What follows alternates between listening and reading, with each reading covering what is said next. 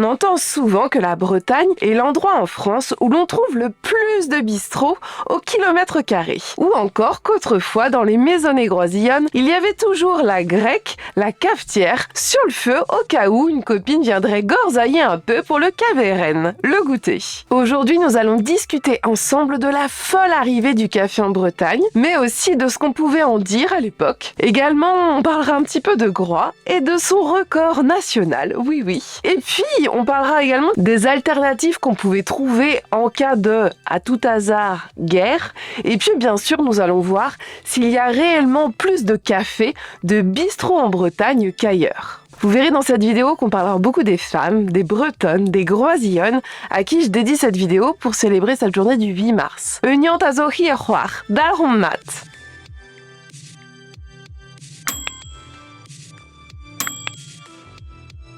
D'abord, d'où vient le mot café ? C'est un emprunt français, noté café en 1651, lui-même issu de l'italien café, d'origine arabe. Et d'ailleurs, un autre mot bien usité en Bretagne est également d'origine arabe, il s'agit du mot lambic, qui est issu du mot français alambic, lui-même issu du mot arabe alambic, qui signifie vase à distiller.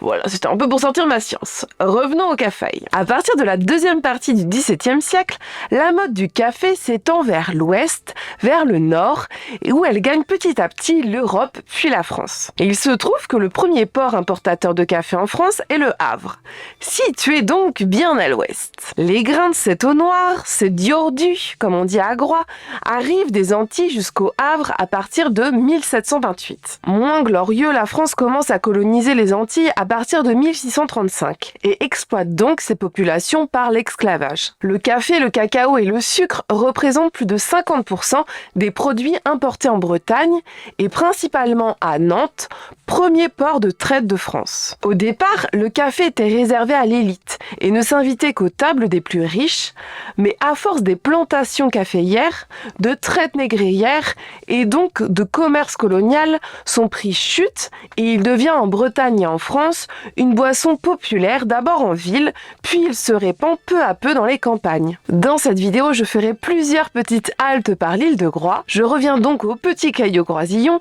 Niveau croyance liée au café, on peut entendre que les groisillons, surnommés les Grecs, avec un K, seraient désignés ainsi à cause de leur forte consommation de café. Ce qui est impossible selon Jeulport, mémoire vivante de l'île de Groix. Ce surnom leur avait été donné par d'autres marins, dans un premier temps lorsqu'ils naviguaient ensemble sur certains bateaux. Et ils les baptisèrent Grecs, car ceux-ci parlaient le grec, le dialecte du breton de l'île de Groix. Et toujours selon Jo, cela est impossible que ces marins, venus d'ailleurs, qui ne connaissaient rien à l'île de Groix, leur aient donné ce nom à cause de cette consommation extravagante de café. Tout simplement pour la bonne raison que sur les bateaux, on ne buvait pas de café, mais plutôt du thé, qui se gardait beaucoup mieux à bord, et on pouvait aussi bien sûr retrouver du vin pour les moments de relâche. Ah bah par contre à terre, auprès de les femmes de l'île, c'était pas du tout le même topo. Il faut dire que leur nourriture était quasiment uniquement végétale, à base de pommes de terre, de petits pois, de pain, parfois d'un peu de lait, de chocolat pour les plus chanceuses, mais surtout à base de café. J'insiste certes peut-être un peu lourdement sur ce fait, mais il se trouve que la petite île de Groix tenait un record, et pas des moindres, au début du XXe siècle, celui de la consommation de café en France. En effet, il a été recensé qu'en 1911, à Groix, on avait consommé 50 000 kilos de café. Et un poil moins en 1913 contre 40 000 kilos.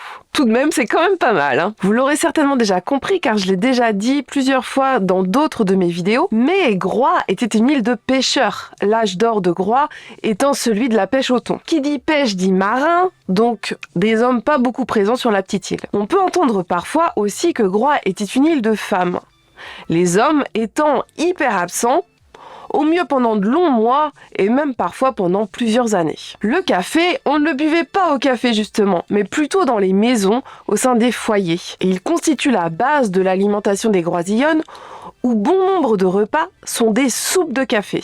Et plusieurs sources confirment ces informations concernant l'amour des Iliennes pour ce breuvage. Tout d'abord dans La Croix de l'île de Groix, qui était une lettre bimensuelle créée en 1891 par l'abbé Laurent-Marie Noël, prêtre en disponibilité pour cause de santé. Ces lettres donnent des nouvelles du pays aux croisillons qui aimeraient avoir des informations sur les leurs. L'abbé Noël écrit que, comme dans presque tous les pays côtiers, on considère le café comme un tonique, comme un aliment nourrissant. Autre source importante, dans Groix, l'île des Thoniers, écrit par Dominique Duviard, on peut lire dans certaines lettres adressées au docteur Théodore Lejeanne, médecin qui exerça sur l'île de Groix à peu près 2 ans, à quel point le café rythme les journées des Groisillonnes, et ce dès le matin où on commence à en préparer pour la journée entière. La grecque reste constamment sur la cuisinière pour les temps les plus récents, ou avant dans le foyer où on va brûler ce qu'on appelle à Groix les behintan, les galettes de bouse de vache séchées, qui servaient de combustible à la maisonnée.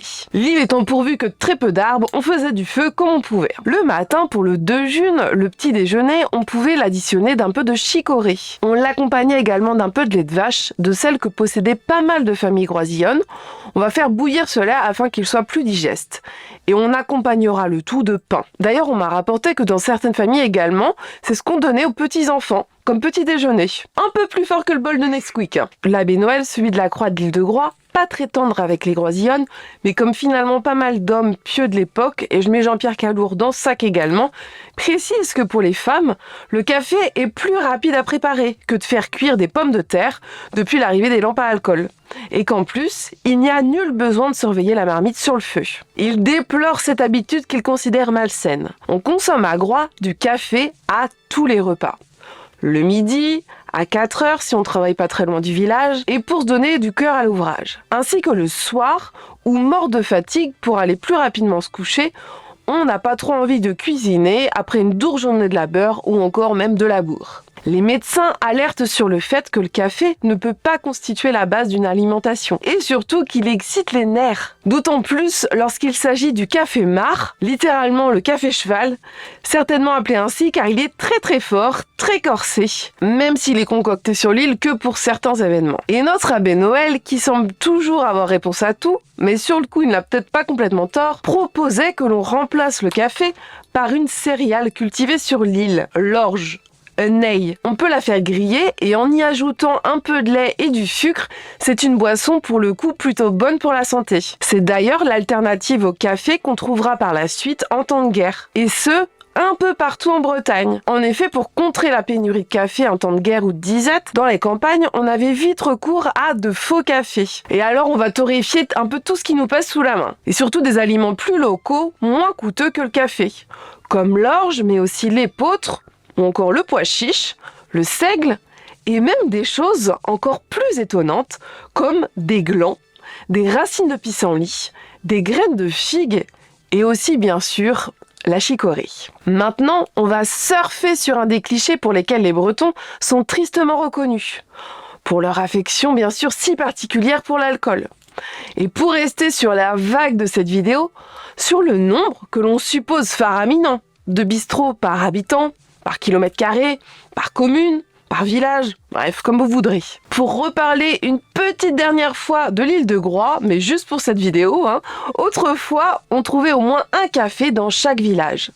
Ceux-ci étaient d'ailleurs souvent tenus par des femmes, comme partout ailleurs en Bretagne, où on les retrouvait derrière le comptoir plutôt qu'accoudés à celui-ci. Sur l'île, ils sont très peu fréquentés par les Groisillonnes. On pouvait parfois retrouver quelques anciens en train de jouer aux cartes le soir ou le dimanche. Et ils étaient évidemment la halte quasi obligatoire des marins lors de leur retour de leur longue tournée de pêche. Et pour l'anecdote, pour éviter qu'ils ne dépensent directement ce qu'ils avaient durement gagné à bord, certaines Groisillonnes allaient directement les accueillir au port, sans qu'il ne soit possible pour eux de faire aucun arrêt dans les bistrot, ainsi l'argent était bien gardé pour la famille restée à terre. Entre 1838 et 1911, on ne trouvait pas moins de 33 cafés sur l'île de Groix, ce qui faisait à peu près un bistrot pour 128 personnes. Maintenant, on n'en trouve quasiment qu'au bourg ou encore sur le port, et très peu sont ouverts le soir en hiver. Et comment ça se passe alors sur le continent ? Au 19e siècle, on assiste à la multiplication des cafés, notamment dans les villes portuaires, car c'est par là souvent qu'arrive l'alcool. Les marins également s'y donnent à cœur joie, comme vous pouvez vous en douter.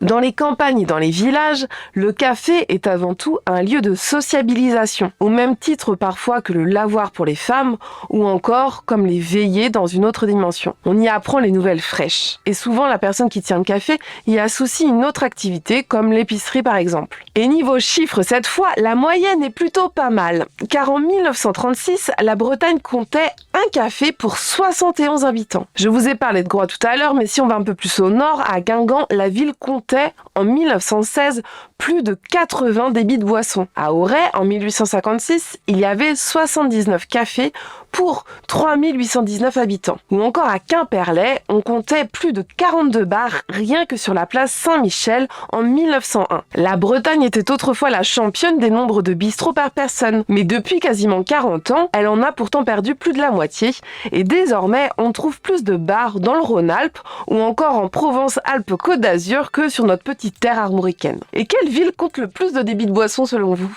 Au coude à coude, on trouvera Brest et Rennes, mais celle qui en compte le plus au nombre d'habitants est Lorient. Ville portuaire pour toujours, vous dis-je, avec 17 débits pour 10 000 habitants. À partir du 19e siècle, on dit que la multiplication des cafés, des lieux où on propose de l'alcool, développe aussi bien sûr l'industrie de l'alcool et aussi, tristement, un mal qui ronge de plus en plus les catégories sociales les plus pauvres, les ouvriers dans les villes, les pêcheurs sur les côtes et même parfois les femmes.